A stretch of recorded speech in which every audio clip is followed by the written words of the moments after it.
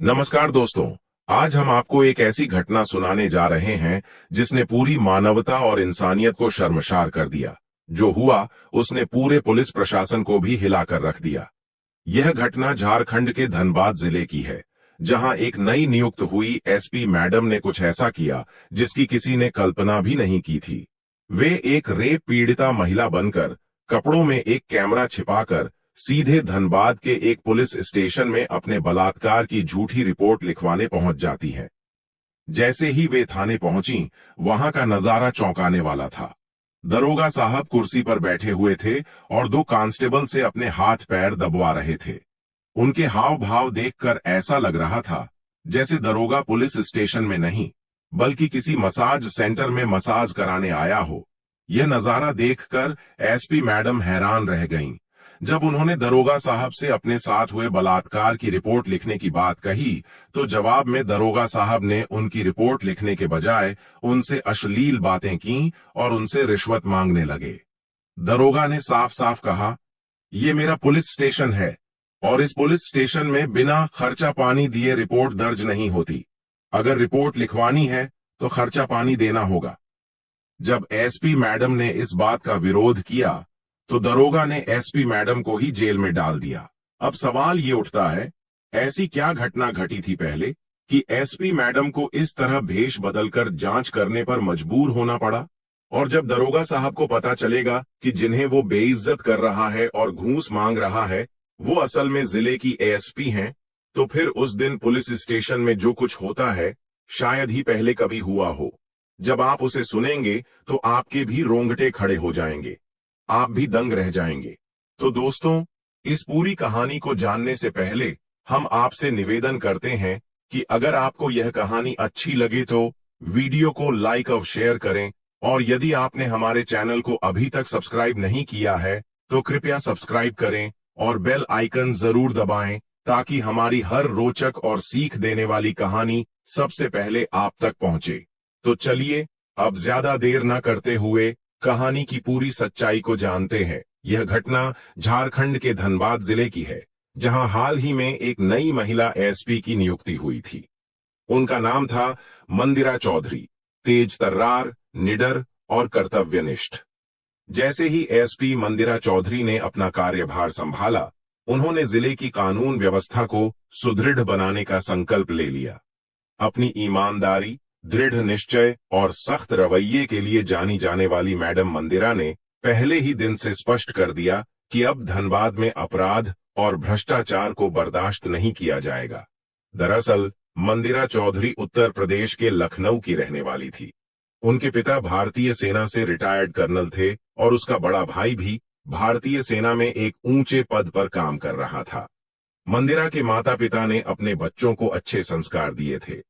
उन्होंने सिखाया था कि कोई भी काम करो लेकिन ईमानदारी से करो और हमेशा गरीबों और जरूरतमंदों की मदद करो। मंदिरा ने ग्रेजुएशन पूरा करने के बाद ठान लिया कि वह देश के लिए कुछ बड़ा करना चाहती है। उसका सपना था कि वह एक बड़ा अधिकारी बने, लोगों की मदद करे और समाज से भ्रष्टाचार को खत्म करे।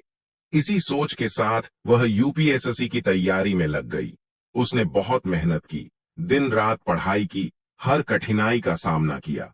लगातार 2 साल की कड़ी मेहनत के बाद मंदिरा ने यूपीएससी की परीक्षा पास कर ली और उसका चयन आईपीएस भारतीय पुलिस सेवा में हो गया। इसके बाद उसने 2 साल की ट्रेनिंग सरदार वल्लभ भाई पटेल राष्ट्रीय पुलिस अकादमी हैदराबाद में की। ट्रेनिंग पूरी करने के बाद उसे ASP assistant superintendent of police के पद पर पहली नौकरी मिली। वहां भी मंदिरा ने ईमानदारी और लगन से काम किया।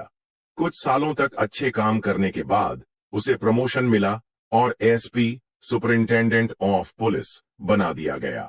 मंदिरा चौधरी की एसपी के रूप में पहली पोस्टिंग हुई झारखंड के धनबाद जिले में। धनबाद एक ऐसा इलाका था जहां खदानें तो थीं, लेकिन वहां अपराध, भ्रष्टाचार और डर का माहौल बना हुआ था। लेकिन अब वहां मंदिरा जैसी ईमानदार और साहसी अफसर आ चुकी थी। धनबाद में एक इलाका है जिसका नाम है गोविंदपुरी। वहीं एक साधारण परिवार रहता था। एक माँ, एक पिता और उनकी 18 साल की बेटी आरोही। परिवार बहुत मेहनती था। माता पिता रोज मजदूरी करके अपना घर चलाते थे और आरोही भी कई बार उनके साथ काम पर जाती थी। एक दिन की बात है, आरोही की तबीयत कुछ ठीक नहीं थी, इसलिए उसके पिता ने उसे घर पर ही आराम करने को कहा। उन्होंने कहा, बेटा, आज तुम घर पर ही रहो, हम शाम को लौटते वक्त तुम्हारे लिए डॉक्टर से दवाई ले आएंगे। और फिर दोनों माता पिता रोज की तरह काम पर चले जाते हैं। अब आरोही घर पर अकेली थी, लेकिन पड़ोस में रहने वाले दो युवक कई दिनों से आरोही पर बुरी नजर रखे हुए थे। जब उन्होंने देखा कि आज आरोही अकेली है, तो उन्होंने मौके का फायदा उठाया। दोनों चुपचाप उसके घर में घुस आए। अचानक उन्हें सामने पाकर आरोही डर गई। वो घबरा गई। वह दोनों लड़के आरोही के साथ जबरदस्ती करने लगे। आरोही ने उनके सामने हाथ पैर जोड़े, चिल्लाने लगी। बार बार उनसे रहम की भीख मांगती रही। प्लीज छोड़ दो मुझे, क्या बिगाड़ा है मैंने तुम्हारा? वह रोती रही, गिड़गिड़ाती रही, लेकिन उन दोनों दरिंदों के दिलों में जरा सी भी इंसानियत बाकी नहीं थी। उन्होंने उसकी एक भी नहीं सुनी। आरोही लगातार खुद को बचाने की कोशिश करती रही, लेकिन दोनों ने मिलकर उसे जबरदस्ती दबोच लिया। उसकी चीखें दीवारों में गूंजती रहीं, लेकिन बाहर किसी ने कुछ नहीं सुना, या शायद सुनकर भी अनसुना कर दिया। आखिरकार उन वहशी दरिंदों ने उसकी इज्जत, उसका आत्मसम्मान को कुचल डाला। अपने घिनौने काम को अंजाम देने के बाद वे दोनों वहां से भाग गए। आरोही टूट चुकी थी, शरीर से भी, आत्मा से भी। शाम होने पर जब आरोही के माता पिता काम से घर लौटे, तो वे अपनी बेटी की हालत देखकर घबरा गए। उसकी बिखरी हालत और डरी सहमी आंखों ने सब कुछ कह दिया था। मां घबराकर उसके पास दौड़ी और पूछा, क्या हुआ बेटी, तेरी ये हालत कैसे हुई? आरोही ने कांपती आवाज में पूरी आप बीती अपने माता पिता को बताई। कैसे दो पड़ोसियों ने उसके साथ जबरदस्ती की और फिर भाग गए। ये सुनते ही मां बाप पर जैसे दुखों का पहाड़ टूट पड़ा। मां जोर जोर से रोने लगी। उसके आंसू रुकने का नाम नहीं ले रहे थे। पिता भी सिर पकड़कर रोने लगे। मां बिलखते हुए कहने लगी, हे भगवान, हमारी फूल सी बेटी की जिंदगी बर्बाद कर दी इन हैवानों ने। किससे शिकायत करें, कहां जाए? अब कौन करेगा हमारी बेटी से शादी? समाज तो बस उंगली उठाएगा, उसे दोषी ठहराएगा, जैसे सारी गलती उसी की हो। घर का माहौल पूरी तरह बिखर चुका था। दीवारें भी जैसे रो रही थीं और पूरे घर पर सिर्फ एक सन्नाटा पसरा था, एक टूटी हुई जिंदगी का। थोड़ी देर बाद पिता ने फैसला लिया कि वे चुप नहीं बैठेंगे। उन्होंने आरोही को साथ लिया और पास के पुलिस थाने पहुंचे। थाने में पहुंचकर पिता ने दारोगा से कहा, साहब, मेरी बेटी के साथ हमारे ही दो पड़ोसी लड़कों ने बलात्कार किया है। आप हमारी शिकायत लिखिए और उन दोनों लड़कों को गिरफ्तार कीजिए। दरोगा ने पहले तो ध्यान से सुना, लेकिन फिर वह गलत तरीके से सवाल पूछने लगा। उसने आरोही से बेहूदे और शर्मनाक बातें पूछीं। दोनों ने एक साथ किया था या बारी बारी से? पहले कहां हाथ लगाया था? कपड़े खुद उतारे या उन्होंने फाड़े थे? आरोही और उसके पिता शर्म से सिर झुकाकर चुप हो गए। फिर पिता ने गुस्से और दुख के साथ कहा, साहब, हम पहले ही सदमे में हैं। आप हमारी मदद करने के बजाय हमें और क्यों दुख दे रहे हैं? लेकिन दरोगा ने बात को टालते हुए कहा, एफआईआर लिखवानी है तो पहले 2000 रुपये निकालो। बिना पैसे के कोई रिपोर्ट नहीं लिखी जाएगी। पिता ने हाथ जोड़ते हुए कहा, साहब, हम मजदूर लोग हैं, दिन भर मेहनत करते हैं, तब जाकर शाम को 2 वक्त की रोटी मिलती है। इतने पैसे कहां से लाएं? दरोगा ने आरोही और उसके पिता की एक भी बात सुनने से साफ इनकार कर दिया। उसकी आंखों में ना कोई दया थी, ना ही इंसानियत। उल्टा उसने गुस्से में चिल्लाकर कहा, चलो निकलो यहां से, मेरे पास फालतू बातों के लिए समय नहीं है, और भी बहुत काम है मुझे। अगर पैसे नहीं है तो निकलो यहां से। आरोही के पिता दरोगा के सामने हाथ जोड़कर खड़ा रहा, लेकिन दरोगा ने जरा भी रहम या दया नहीं दिखाई। फिर दरोगा ने एक सिपाही की तरफ इशारा किया और थाने के सिपाही ने पिता बेटी को धक्के देकर थाने से बाहर निकाल दिया। दोस्तों, वह थाना ऐसा था जहां हर शिकायत के बदले पैसे मांगे जाते थे, चाहे किसी की चोरी हुई हो, मारपीट हुई हो या कुछ और। बिना घूस के वहां कोई सुनवाई नहीं होती थी। थाने से अपमानित होकर आरोही और उसके पिता चुपचाप घर लौट आए। दोनों की आंखों में आंसू थे और मन में गहरा दुख। तभी आरोही की मां ने पूछा, बेटा, रिपोर्ट लिखवा दी ना? सब ठीक तो है? आरोही अब खुद को रोक नहीं सकी। वो मां के गले लगकर फूट फूट कर रोने लगी। फिर कांपती आवाज में उसने थाने में हुई हर बात मां को बताया। कैसे दरोगा ने शर्मनाक सवाल पूछे, पैसे मांगे और फिर उन्हें थाने से भगा दिया। ये सब सुनकर मां का चेहरा भी बुझ गया। वह बोली, जब कानून के रखवाले ही ऐसा करेंगे तो हम जैसे गरीबों को इंसाफ कौन दिलाएगा। मां की आंखों में भी आंसू थे, लेकिन उसकी बातों में कड़वा सच छुपा था। लेकिन आरोही ने हार नहीं मानी। उस रात उसने चुपचाप सोच लिया कि अब वह चुप नहीं बैठेगी। उसने मन में कहा, उस दरोगा के ऊपर भी तो कोई होगा। कोई तो होगा जो हमारा दर्द सुन सके, हमें इंसाफ दिला सके। अगले ही दिन सुबह आरोही अकेले ही धनबाद के एसपी ऑफिस पहुंच गई। वहां पहुंचकर उसे पता चला कि यहां की एसपी मंदिरा चौधरी है। फिर आरोही ने ऑफिस के रिसेप्शन पर बैठे एक क्लर्क को बताया कि उसे एसपी मैडम मंदिरा चौधरी से मिलना है। थोड़ी देर बाद उसे एसपी मैडम ने भीतर बुलाया। मंदिरा चौधरी के सामने खड़े होकर आरोही ने अपने साथ हुई पूरी घटना बताई। कैसे दो लड़कों ने उसके साथ जबरदस्ती की और कैसे थाने में दारोगा ने उनका मजाक उड़ाया, गंदी बातें पूछी और उनकी रिपोर्ट लिखने के लिए उनसे पैसे मांगे। और जब दरोगा को पैसे नहीं मिले तो उन्हें धक्के मारकर थाने से बाहर कर दिया गया। आरोही की बात सुनते सुनते एसपी मैडम की आंखें भी नम हो गईं। उनके चेहरे पर पहले दर्द था और दरोगा के लिए गुस्सा भी। उन्होंने शांत लेकिन मजबूत आवाज में कहा, तुम्हें इंसाफ जरूर मिलेगा, मैं खुद इस मामले को देखूंगी।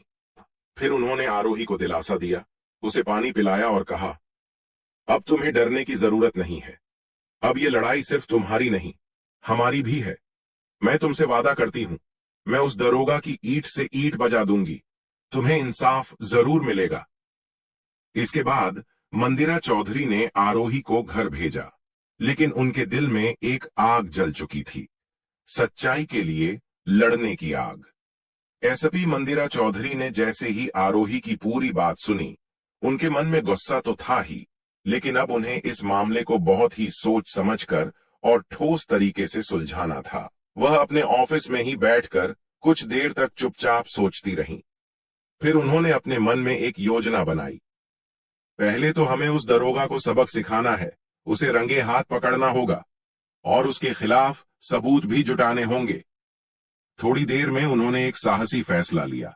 उन्होंने तय किया कि वह खुद एक रेप पीड़िता महिला बनकर उसी थाने में जाएंगी, साधारण कपड़ों में, चेहरे पर दर्द और डर का भाव लिए, और अपने कपड़ों में छोटा छुपा हुआ कैमरा लगाकर जाएंगी ताकि जो भी दारोगा कहे वो सब रिकॉर्ड हो जाए। प्लान तैयार था, अब जरूरत थी प्रशासन की अनुमति की। अगले ही दिन एसपी मैडम मंदिरा चौधरी सीधा जिलाधिकारी डीएम साहब के ऑफिस पहुंची। उन्होंने डीएम साहब को पहले आरोही के साथ हुई घटना के बारे में बताया, फिर थाने में दरोगा के व्यवहार के बारे में विस्तार से बताया। इसके बाद मंदिरा ने उन्हें अपना प्लान भी समझाया कि कैसे वो खुद रेप पीड़िता बनकर जाएंगी, कैमरे के जरिए सबूत जुटाएंगी और फिर उस भ्रष्ट दारोगा को रंगे हाथों पकड़वाएंगी। डीएम साहब ने उनकी पूरी बात ध्यान से सुनी।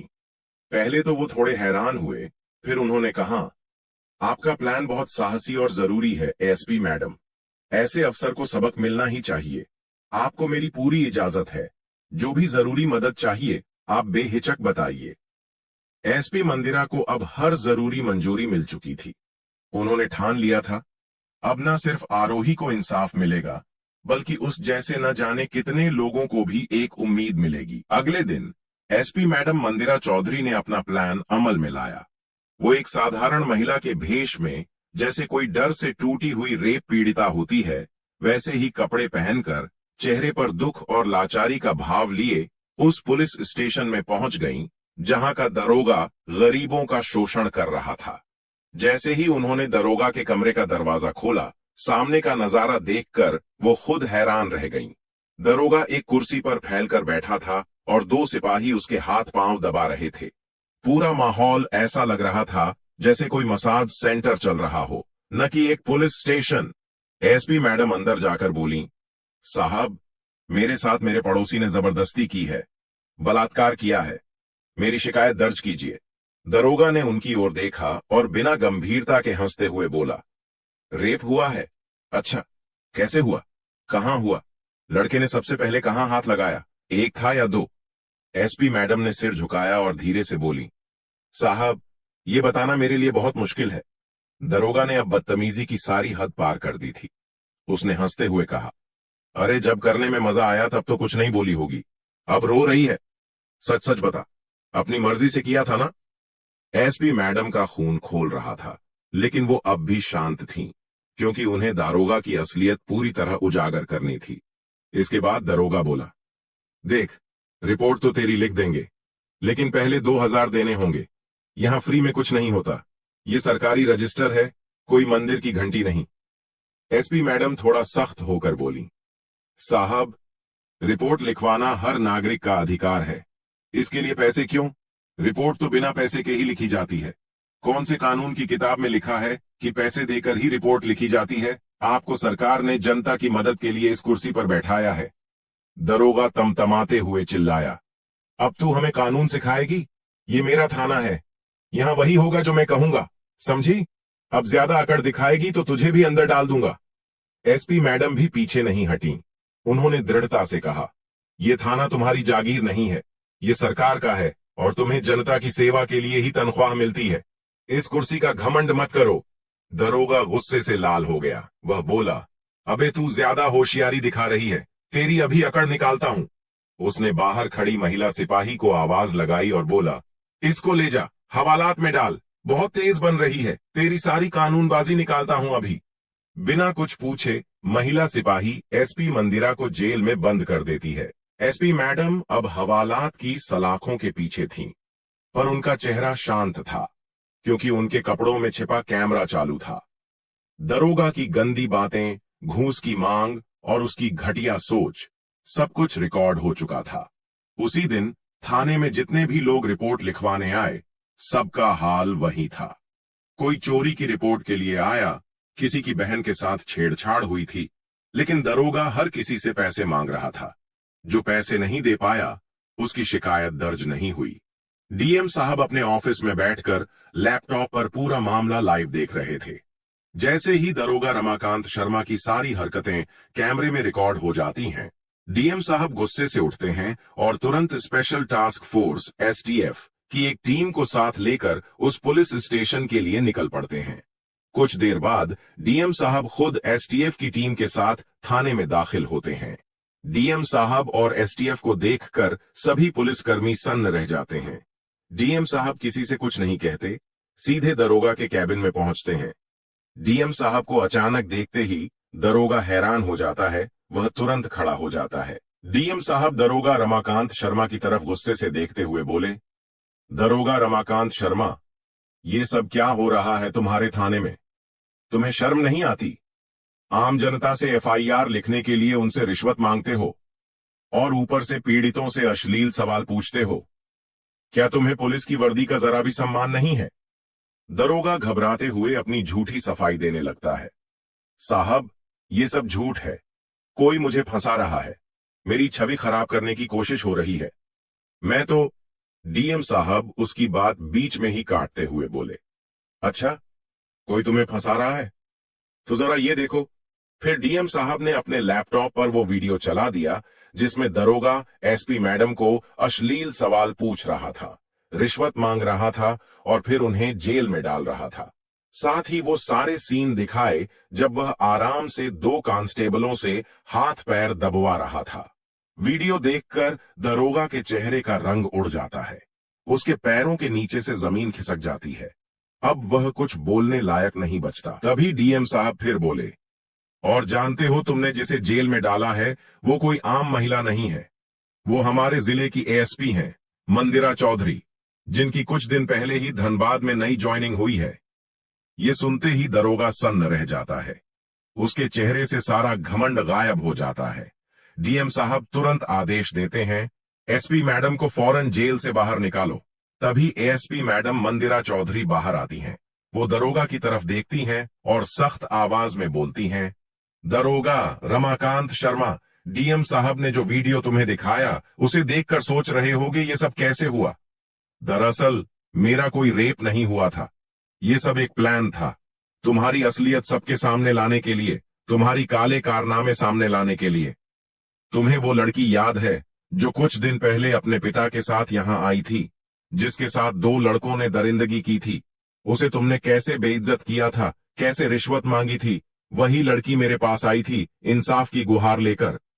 उसकी बात सुनकर मैंने ये फैसला लिया कि तुम्हें रंगे हाथ सबूत के साथ पकड़ा जाए, और आज सबके सामने तुम्हारा असली चेहरा उजागर हो चुका है। दरोगा रमाकांत शर्मा अब चुपचाप सिर झुकाकर खड़ा था। उसके चेहरे पर शर्म और डर दोनों साफ दिख रहे थे। वह कुछ देर तक कुछ बोल नहीं पाया, लेकिन फिर कांपती आवाज में बोला, माफ कर दीजिए डीएम साहब, एसपी मैडम, मुझसे बहुत बड़ी गलती हो गई। मैंने वर्दी की इज्जत नहीं की, कानून की ताकत का गलत इस्तेमाल किया। जो जिम्मेदारी मुझे मिली थी उसे मैंने अपनी लापरवाही और लालच से गंदा कर दिया। एसपी मैडम उसकी आंखों में आंखें डालकर बोली, तेरी माफी से किसी बेटी की इज्जत वापस नहीं आ सकती। तूने वर्दी की आड़ में जो किया है वो सिर्फ कानून का नहीं, इंसानियत का भी अपमान है। तेरे जैसे कुछ गंदे लोगों की वजह से पूरा पुलिस विभाग बदनाम होता है। लोग अब अच्छे अफसरों को भी शक की नजरों से देखते हैं। तूने जो किया उसकी कोई माफी नहीं हो सकती, उसका अंजाम तुझे भुगतना ही होगा। डीएम साहब ने भी सख्त लहजे में कहा, कानून की वर्दी पहनकर तुमने गरीब और मजबूर लोगों को प्रताड़ित किया है, उनका मजाक उड़ाया है। अब तुम्हारे गुनाहों की सजा तुम्हें कानून ही देगा। फिर डीएम साहब ने एसटीएफ टीम को आदेश दिया, दरोगा रमाकांत शर्मा को तुरंत हिरासत में लिया जाए और उसके खिलाफ विभागीय जांच के साथ साथ आपराधिक मुकदमा दर्ज किया जाए। एसटीएफ के जवान आगे बढ़े और दरोगा को हथकड़ी लगाकर थाने से बाहर ले गए।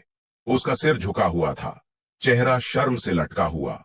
पूरा थाना सन्न था। एसपी मैडम ने थाने के बाकी पुलिसकर्मियों की तरफ देखा और कहा, अगर तुम वर्दी पहनते हो तो उसका मान भी रखो।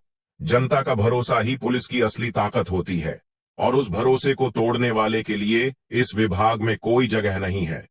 फिर एसपी मैडम ने एक टीम बनाई और आरोही के केस की जांच शुरू करवाई। कुछ ही दिनों में दोनों आरोपी लड़कों को भी पकड़ लिया गया। सारे सबूत और मेडिकल रिपोर्ट कोर्ट में पेश किए गए। अदालत ने दोनों दोषियों को सख्त सजा दी। उन्हें उम्र कैद की सजा सुनाई गई। हालांकि इसमें थोड़ा समय जरूर लगा था। जब फैसला आया तब आरोही और उसके माता पिता की आंखों में आंसू थे, लेकिन इस बार ये आंसू दर्द के नहीं, इंसाफ के थे। एसपी मैडम ने आरोही के सिर पर हाथ रखकर कहा, डरना नहीं, अब तुम्हारे साथ पूरा कानून और हम खड़े हैं। उधर दरोगा रमाकांत शर्मा को उसके घिनौने अपराधों के लिए अदालत ने 7 साल की सख्त सजा सुनाई। न्यायालय ने यह भी स्पष्ट किया कि एक पुलिसकर्मी का ऐसा आचरण न केवल कानून का अपमान है, बल्कि समाज की आत्मा को भी ठेस पहुंचाता है। इसी के साथ उसे पुलिस विभाग से पूर्ण रूप से बर्खास्त, डिसमिस कर दिया गया।